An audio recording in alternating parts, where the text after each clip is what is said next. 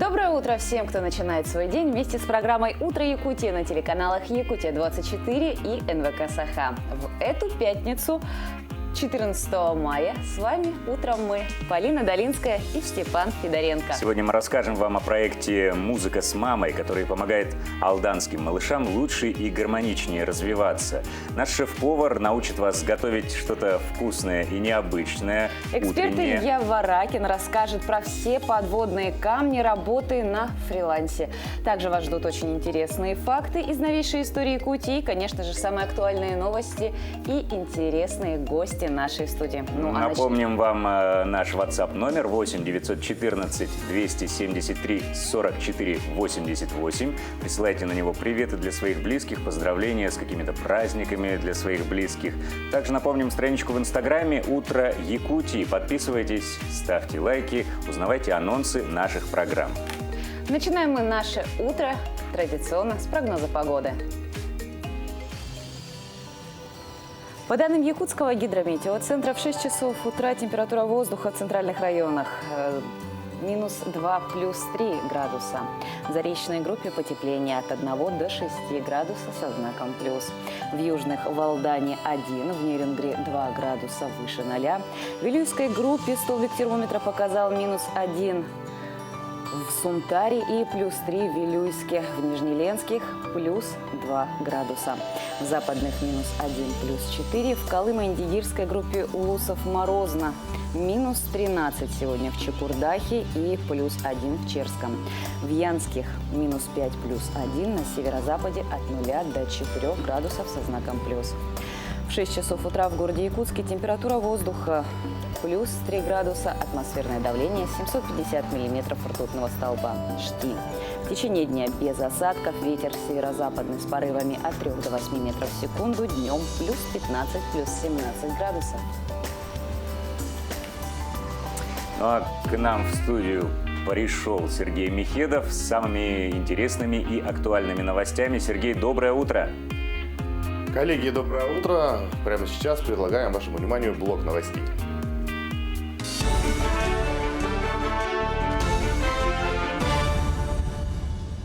Якутия, доброе утро. Правительство России выделит 1 миллиард 200 миллионов рублей на развитие внутреннего туризма. Об этом заявил премьер-министр России Михаил Мишустин в ходе совещания с вице-премьерами.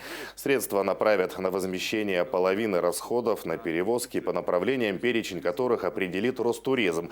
По словам премьера, поддержку также получат туроператоры, которые вывозили россиян из Турции и Танзании после закрытия границ. Это свыше 50 тысяч человек. Компания, которые осуществляли возвратные авиарейсы, направят 1 миллиард рублей для компенсации их затрат. Кроме того, правительство выделит в этом году почти 5 миллиардов рублей на детский туристический кэшбэк. Сдвинуть сроки. По поручению главы государства мы сегодня выделим 5 миллиардов рублей на программу поддержки доступных поездок внутри страны для организации летнего детского отдыха. Речь идет о возврате половины стоимости путевки в летний лагерь на карту «Мир». Рассчитываем, что воспользоваться этой программой до конца текущего года смогут более 370 тысяч человек. Это также будет способствовать развитию внутреннего туризма и даст многим ребятам возможность отдохнуть с пользой для здоровья. Минтруд предложил уточнить порядок предоставления и оплаты дополнительных отпусков для реабилитации. Соответствующий проект постановления правительства страны опубликован на федеральном портале проектов нормативных правовых актов.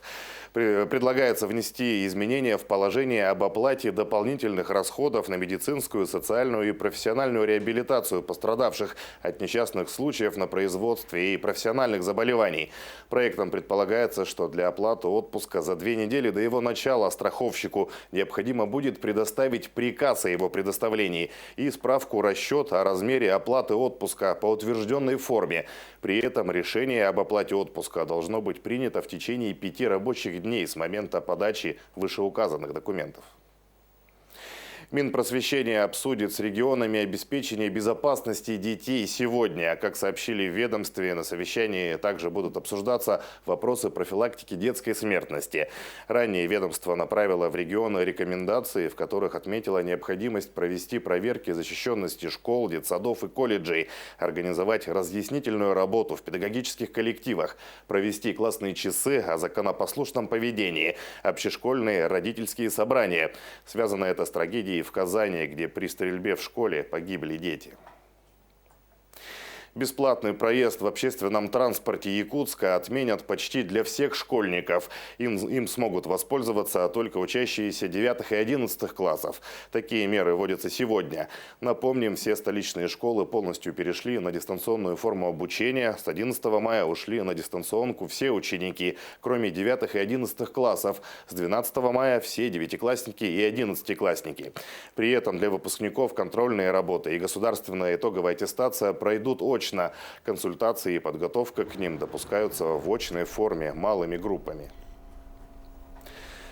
В Комитете по охране природы дали информацию о продолжительности охотсезона в Нерюнгринском районе. Так, с 21 апреля разрешили применение подсадных уток. С 7 по 16 мая открыта охота на глухаря, а с 11 по 20 мая нерюнгринцы могут охотиться на селезня утки и гусей. С 1 мая по 10 мая были проведены контрольные рейдовые мероприятия по охотничьим угодьям Нерюнгринского района. Выявлены 2 нарушения по статье 8.37, часть 1.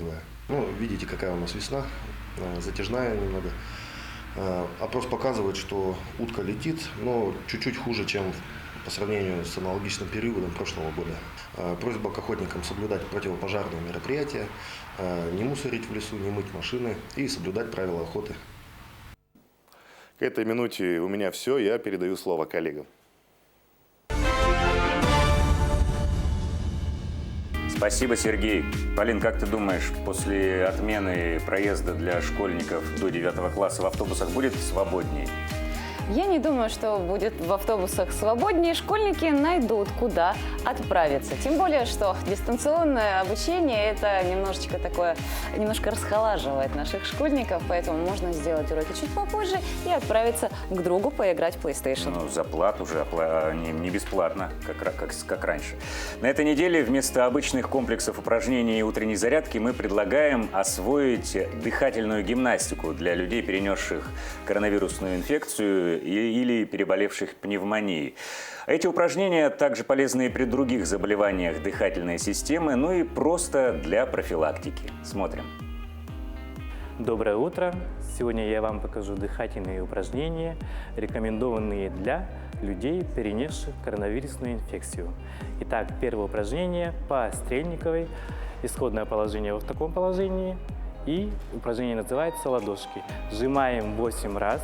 Во время сжимания делаем вдох носом, выдох свободный. Итак, поехали. И вдох.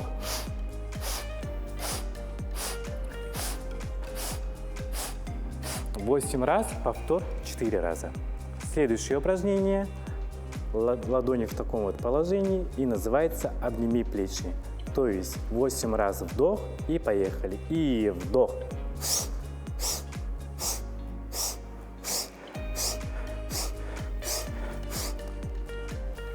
8 раз, повтор 4 раза. Хорошо. Следующее упражнение – погончики. Исходное положение в таком положении. И руки идут вниз, ладошки раскрываются. Поехали. И вдох.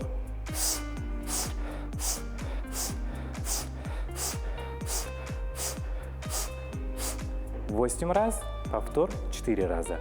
Следующее упражнение. Вниз опускаем плечи. Насос называется. И раз.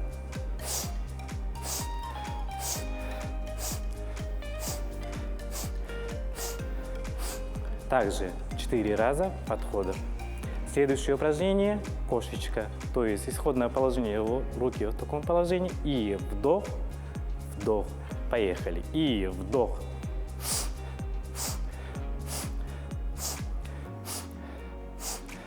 Восемь раз, повтор 4 раза. Эти упражнения повышают уровень кислорода в организме, также повышает иммунитет, кровообращение и обмен веществ. рекомендовано ежедневное занятие этими упражнениями в течение 3 месяцев. Для профилактики достаточно 2 недель до месяца. Будьте здоровы, до свидания. Вчера вечером в городе Ленске начались первые подвижки льда. Наша съемочная группа сейчас находится в городе Ленск и отслеживает состояние ледохода. Сейчас с нами на связи наш коллега Петр Васильев. Петр, доброе утро. Доброе утро. Доброе утро, Полина, доброе утро, Степан, доброе утро, Якутия. Мы сейчас находимся в Ленске. Действительно, вчера, буквально на наших глазах, в 8:30 вечера здесь, на территории города, наконец-то начался долгожданный ледоход. Первые подвижки льда, большое событие для всего города. Вот сейчас вы можете видеть на своих экранах, как это начиналось. Понятное дело, ледоход ждут все ленчане. Для них это радостное событие. Они выходят на набережную всеми семьями, снимают, фотографируют. Такой своего рода большой праздник. Отмечу, что в этом году здесь, в районе Ленска, ледоход немножко припозднился. Отличается ли нынешняя ситуация с ледоходом от предыдущих лет? Каковы прогнозы по паводку? И что касается безопасности? Что касается прогнозов, это, конечно, достаточно спорный вопрос в сравнении с предыдущими годами. В этом году и толщина льда, и климатические условия позволяют ледоходу проходить достаточно спокойно. В целом, по прогнозам и гидрологов, и МЧС, ситуация будет стабильной, но и никак не сравнится с предыдущими годами, в частности 2001 и наводнения 1998 годов. Касательно безопасности, конечно, здесь все меры усилены. Здесь дежурят регулярно представители МЧС, сотрудники Росгвардии и спасатели. И главное, на что стоит обращать внимание, это безопасность местных жителей и безопасное прохождение паводка. Об этом нам готов рассказать Максим Трегубов, руководитель западного отделения Центра ГИМС ГУ-МЧС по Якутии. Максим Трегубов. Максим, доброе утро. Как сейчас организована работа ваших специалистов? Доброе утро. Да, действительно, силами Государственной инспекции по маломерным судам, спасателей, Росгвардии, составляющих МВД проводится регулярное патрулирование водных объектов с целью недопущения выхода людей на лед. Ледоход всегда вызывает неподдельный интерес у населения, в особенности это касается ребятишек. Мы вот вчера наблюдали случай, когда на берегу вблизи навалов льда находилась женщина с 2 ребятишками, и ребятишки залазили на лед. Когда подошли и спрашивали девочку, говорю, а вот вы не знаете, что нельзя лазить по льдинам? В это время женщина утвердительно сказала, она со мной. Так вот, мы обращаемся к родителям с призывом объяснить понятным вашим семьям языком своим ребятишкам, что посещать водоемы без сопровождения взрослых строго запрещено и опасно. Нельзя лазить по льдинам, нельзя кататься на льдинах, на самодельных плотах, автомобильных камерах. Говоря, вот как ответила женщина, что дети со мной, но дети сами по себе беспечны, и они для себя считают это нормой, когда взрослые, близкие им люди говорят, что допускают это делать. Где гарантия того, что без вашего сопровождения взрослых, ребенок не поступит точно так же?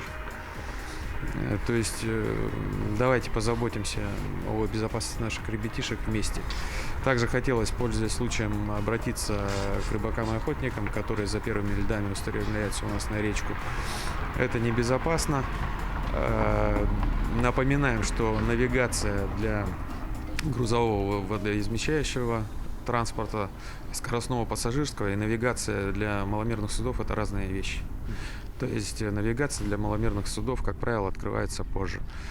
А за нарушение сроков навигации предусмотрена административная ответственность в виде штрафа в размере от 5 до 10 тысяч рублей. Спасибо. Ну вот такие советы главные по безопасности нам предоставили сотрудники ГИМС. Петр, ну а каково настроение у населения, у жителей города Ленска? Ведь еще многие помнят 20-летней давности наводнения. Ну, что могу сказать? Линчане в первую очередь, конечно же, как я уже отметил, для них ледоход – это одно из главных событий весны. Все сюда приходят на набережную с детьми, фотографируются, здесь играет музыка, шары. Ну, в общем, такой мини-праздник. Касательно наводнения 2001 года, конечно, оно оставило большой след в истории и самого Ленска, и каждого его жителя. Никто не забывает, все помнят, все очень трепетно относятся к тем событиям 20-летней давности. Могу отметить, что за эту неделю, в которой мы находимся с нашей съемочной группой в командировке, мы отметили одну необычную особенность у линчан. Некоторые из них с приближением мая, с приближением первой воды и льда начинают собирать необходимые вещи, документы на случай, так скажем, непредвиденных ситуаций. Усмотрительно. Традиционно с началом ледохода заметны изменения в погоде. Вот как сейчас обстоят дела?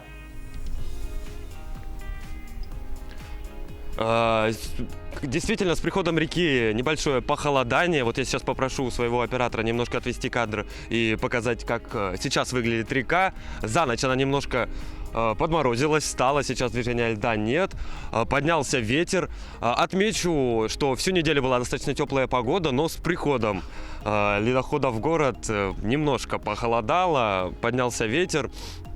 Это все неразделимые вещи и ледоход и изменения погоды, а в целом по прохождению паводка и, возможно, даже по изменениям погоды нам сейчас расскажет Вячеслав Шехиров, заместитель руководителя гидрометцентра Якутии. Вячеслав, доброе утро. Какие прогнозы есть на прохождение паводка? Ну, как вчера все заметили, да, лед у нас, была подвижка льда в районе города Ленска. Лед приостановился, потому что уровни, ну, еще достаточно низкие.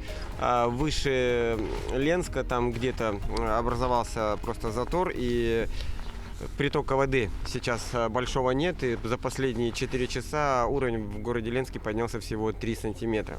Но сегодня, максимум завтра, мы ждем вот это движение ледохода на участке Ленск-Нюя и вниз до Алекнинского района. Вот. А в целом по республике у нас на реке Алдан практически от его верхнего и среднего течения, и даже уже перешел на территорию Усть-Майского района ледоход различной интенсивности. Подъемы уровней небольшие абсолютно, то есть запасы есть, везде опасных отметок не наблюдается превышения. Вот. И еще что могу сказать, что на реке Колыма у поселка Зырянка раньше нормы на двое суток начались подвижки льда, ну, в ближайшие сутки там тоже ожидается ледоход. По реке Амга она вот должна выйти уже в устье, то есть выйти на реку Алдан. А река Алдан выходит на Лену примерно по предварительным прогнозам с 17 по 20 мая. Ну, пока все по территории продвигается достаточно хорошо, согласно прогнозам. Ждать ли какого-то сильного похолодания? Ну вот ближайшие двое суток, по крайней мере в Ленском районе и в Алекнинском районе, температура дневная будет прогреваться до 15-20 градусов тепла. Ну, притом будет ветер, как вы уже сказали, выше. Да, порывы ветра будут от 9 до 14 метров. А ветер будет юго-западного направления. Но потом погода уже с 16 мая начнет потихоньку ухудшаться. И с наших северных районов, вот с Оленька на запад Якутии, потом на центральную Якутию спустится довольно-таки прохладная погода. И температура воздуха даже будет ниже нормы. Вячеслав, спасибо. Коллеги, Полина, Степан, ну вот такая вот сводка и по паводку, и по погоде. Напомню, что в районе Якутска можете встречать ледоход уже 15-17 мая. А погода – это все-таки вещь переменчивая. Могу сказать от себя, что ветер бодрит. Петя, кроме того, что ты такой бодрый, кроме ситуации с паводком, какие темы для сюжетов вас, как журналистов, еще заинтересовали? Что вы нам привезете в Якутск? Полина, спасибо. Конечно, главная тема нашей командировки на всю эту неделю была это 20-летие большой воды с момента 2001 года. Помимо этого, как мы отметили, линчан, конечно же, интересуют вопросы здравоохранения как на городском, так и на региональном уровне, вопросы уборки территории в целом, вывоза мусора, ну и общая для нашей республики тема – это бродячие собаки. Вот такие вот 3 темы. Спасибо, Петр. Надеемся, что паводок пройдет гладко, спокойно, без каких-то эксцессов. А я напоминаю, что с нами на связи был наш коллега. Наша съемочная группа сейчас находится в городе Ленске. Петр Васильев, с нетерпением ждем тебя в Якутске. Один из самых известных и популярных вариантов завтрака – это омлет. Почему омлет? Я думала, яичница.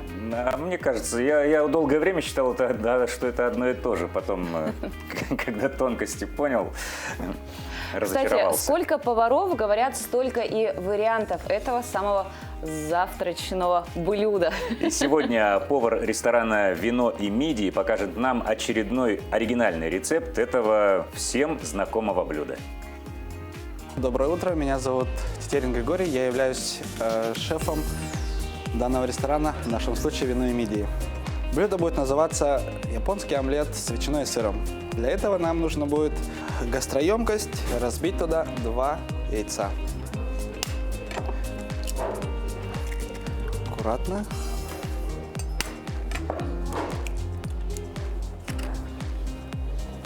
Добавляем соль, щепотку, ложку столовую уксуса рисового,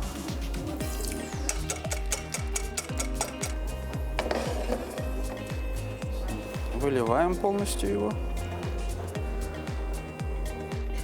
равномерно по сковороде его распределяем.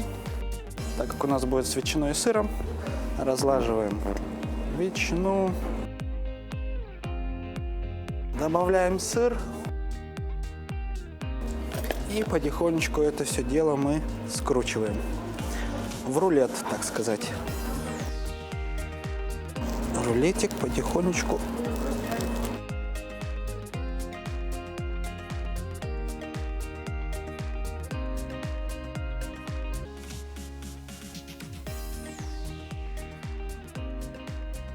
все выкладываем.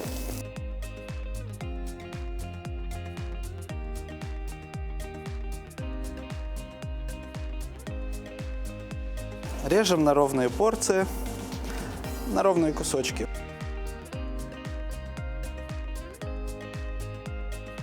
Украшаем его помидорчиком, огурчиком. Все, в принципе, блюдо готово.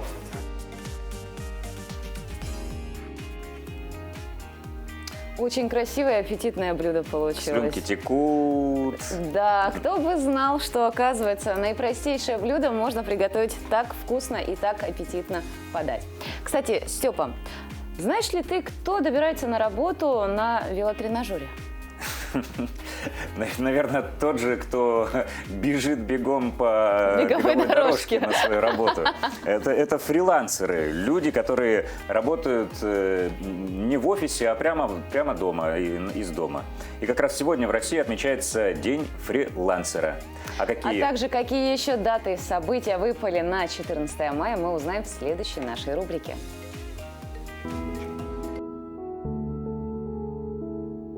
14 мая – День фрилансера в России. В этот день в 2005 году была образована одна из первых российских бирж фрилансеров, где клиентов искали дизайнеры, программисты, копирайтеры и все те, кто трудится вне стен определенного офиса. Сегодня стартует фестиваль тюльпанов в Канаде. Цветы со времен Второй мировой войны посылают в дар стране благодарные голландцы. Канада на время войны предоставила кров Королевскому дому Нидерландов, который бежал от фашистского режима. По народному календарю для того, чтобы год был плодородным, сегодня воздерживались от того, чтобы давать что-либо взаймы. 14 мая 1878 года название «Вазелин» запатентовано как торговая марка. В 1905 году в этот день состоялось открытие панорамы, созданной к 50-летию обороны Севастополя. 14 мая 1948 года провозглашено государство Израиль. В 1955 году в этот день создана Организация Варшавского договора. Соглашение о дружбе, сотрудничестве и взаимной помощи подписали Албания, Болгария, Венгрия, ГДР, Польша, Румыния, СССР и Чехословакия. Организация просуществовала до 1 июля 1991 года. 14 мая 1973 года состоялся вывод на орбиту первой американской орбитальной станции. 14 мая 1553 года родилась Маргарита Валуа, королева Франции, супруга Генриха IV. В 1949 году в этот день родился Александр Орлов, советский и российский математик, экономист, эколог и социолог. 14 мая 1984 года родился Марк Цукерберг, американский программист, основатель и разработчик сети Facebook. Именины в этот день отмечают Герасим, Ефим, Еремей, Игнатий, Макар, Нина и Тамара. С удовольствием присоединяемся к поздравлению сегодняшних именинников. Степа, есть ли у нас какие-то поздравления да, в WhatsApp? У нас есть наш WhatsApp номер 914-273-44-88. Также пришли поздравления. Поздравляем нашу милую, любимую, родную, золотую мамочку Любовь Дмитриевну с днем рождения. Желаем тебе несокрушимого здоровья, недюжинного терпения и нескончаемых лет благополучной, счастливой жизни. Желаем, чтобы твое чудесное, доброе и любящее сердце никогда не знало тревог и тоски, чтобы твои ласковые и заботливые руки никогда не знали усталости, твои лучистые, понимающие, родные глаза никогда не видели слез. Дочери, зять, сын и внуки. Мы присоединяемся. Такие замечательные слова могут пожелать именно искренне любящие люди. Да, еще одно поздравление. Доброе утро уважаемого Дмитрия Афанасьевича Колодезникова, первого в Якутии кадетского полковника, отличника МВД России, ветерана спорта, многократного чемпиона республики по плаванию среди ветеранов, активного пропагандиста ЗОЖ со славным юбилеем, 75-летием поздравляют. Желают хорошего здоровья, долгой счастливой жизни, всего самого-самого доброго. Максимовы, Никифоровы, Захаровы, Колодезниковы. Также присоединяемся к поздравлениям юбиляра. Ну и переходим к нашей традиционной рубрике «Якутия 20 лет в 21 веке». В этой рубрике мы рассказываем, какой путь проделала наша республика в новом тысячелетии. На этой неделе мы затронули тему сельского хозяйства. И сегодня вас ждут интересные факты о коровах якутской породы.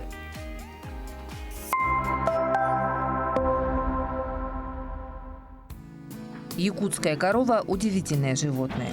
Густой и длинный мех позволяет ей спокойно переносить сильнейшие морозы – до 50 градусов ниже 0. А молоко у нее вдвое жирнее, чем у обычных российских пород. Некоторые экземпляры доят со сливками. Жирность молока у них достигает 11%. Но дело не только в количестве жира. Молоко якутских коров богато всеми питательными элементами – белком, лактозой, витаминами и минералами. Чтобы сохранить традиционную якутскую породу, власти республики создали крупное племенное и генофондное хозяйство «Якутский скот».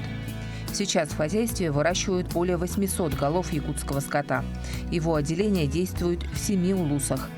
А в целом за 9 последних лет в Якутии построили 84 животноводческих комплекса на 12 тысяч голов скота.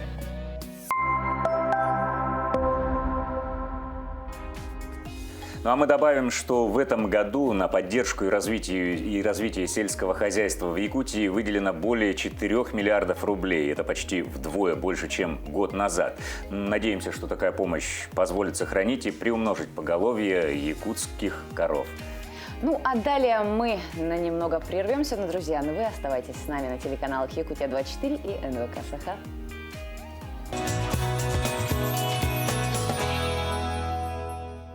Следующий наш гость, вот сегодня, так как отмечается День фрилансеров в Российской Федерации, появился он сравнительно недавно, в 2005 году, 14 мая. И вот следующий наш гость – это Илья Воравкин, который как раз-таки владелец кадрового агентства. С ним встретилась наша коллега Катерина Винокурова и побеседовала, и узнала побольше об этой интересной, но новой профессии. Здравствуйте, Илья. Давайте начнем наш разговор с того, кто же такой фрилансер, в чем заключается особенность данной профессии и все ли могут заниматься этой деятельностью? Мы, как рекрутеры, всегда разделяем понятие фриланса и понятие удаленщика. То есть ребята, которые являются удаленными подрядчиками и работают на множество компаний, выполняя лишь какой-то частичный функционал. Их мы называем фрилансерами. А есть удаленщики, то есть люди, работающие на определенную компанию, только на одну, получающие ее зарплату, оформленные на нее, но работающие дистанционно. Вот сегодня мы с вами говорим о первых, да, то есть о тех, кто являются фрилансерами. На самой заре появления этой профессии, лет так 20 назад, к фрилансерам относились посредственно. Их считали неудачниками, которые не смогли найти себя в офисах, и поэтому стараются работать удаленно на какие-то компании под какие-то непрозрачные условия. Спустя 20 лет, после того, как уже огромное количество людей работает на удаленке, к фрилансерам стали относиться более серьезно, потому что они, и только они, иногда способны потянуть сложный функционал, иногда даже высококвалифицированный функционал, за более оптимальную стоимость и за более короткие сроки. То есть это стали идеальными подрядчиками, которые могут максимально быстро погрузиться в любой новый проект и максимально хорошо себя распаковать. Особенно ярким примером фрилансеров являются удаленные менеджеры по продажам. Вот уже 5 лет один из крупнейших цифровых банков в России строит сеть удаленных продавцов по всей России. То есть на сегодня их более 5000 человек, которые работают на этот удаленный всем известный банк и продают продукты этого банка, при этом находясь во всех регионах страны, сидя у себя дома. Иногда это девушки в декрете, иногда это мужчины предпенсионного возраста или иногда, наоборот, подростки, которые могут выдавать хороший качественный результат, но при этом не быть оформлены в банке и не требуя определенного вида заработной платы. Поэтому сам фриланс стал на сегодняшний день для многих компаний спасением. Он дает возможность вам сэкономить достаточное количество денег и при этом получить достаточно качественные услуги, не связывая себя трудовыми договорами с этими людьми. А вообще, много ли видов насчитывает фрилансерство и какие виды наиболее популярны в нашей стране? Поначалу это были творческие профессии, то есть это были дизайнеры, копирайтеры, иногда это были специалисты музыкальных сфер. Но сегодня, чем дальше идет цифровизация, чем больше видов деятельности переходит на цифровые рельсы, тем больше фрилансеров появляется. Например, 15 лет назад во фриланс стали уходить большое количество программистов. Лет 10 назад на фриланс стали уходить эксперты в области систематизации бизнес-процессов. А сейчас видов фриланса огромное количество. То есть, наверное, нет ни одного бизнеса, где не было бы возможно применить фрилансеров. То есть, если раньше, например, банковская сфера считалась полностью свободной от фриланса, то на сегодняшний день многие банковские процессы, особенно те, которые потихонечку переходят на платформу блокчейна или на платформу удаленного дистанционного обслуживания, они уже становятся более и более подвержены фрилансу. То есть, как, например, я взял пример банковской сферы, где более 5000 человек работает на фрилансе как продавцы. Поэтому сейчас фриланс будет захватывать все больше и больше территорий, но, как я и говорю, надо отличать два вида фриланса. Фриланс как подрядческие услуги и фриланс как оформление в штат, но работу на удаленке. Мы знаем, что ежегодно работающих на себя людей растет. Как все-таки на рынок фриланса повлияла ситуация с пандемией?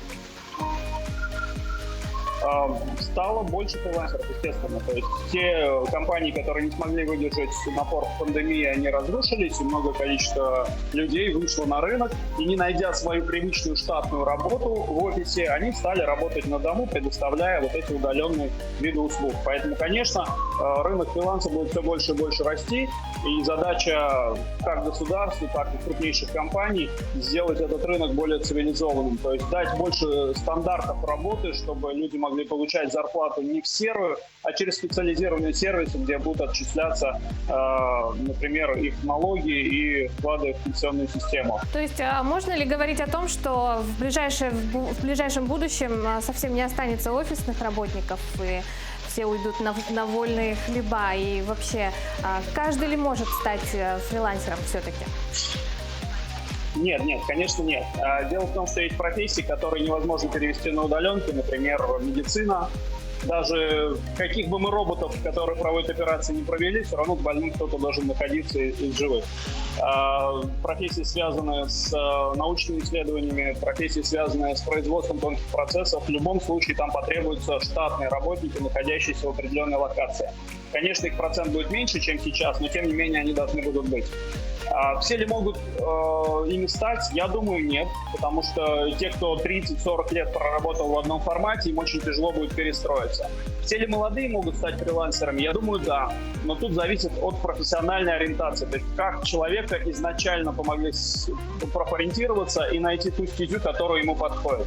Каким-то психотипам нравится работать в удаленке. Например, внутриреферентные люди, интроверты, они наоборот очень любят закрыться от всех и работать в привычной им среде.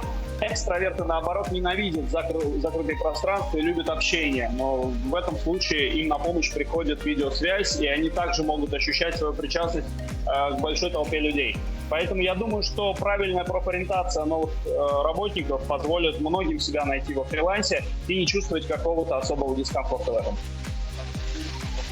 Илья, спасибо вам за такой интересный разговор. Желаю вам хорошего дня.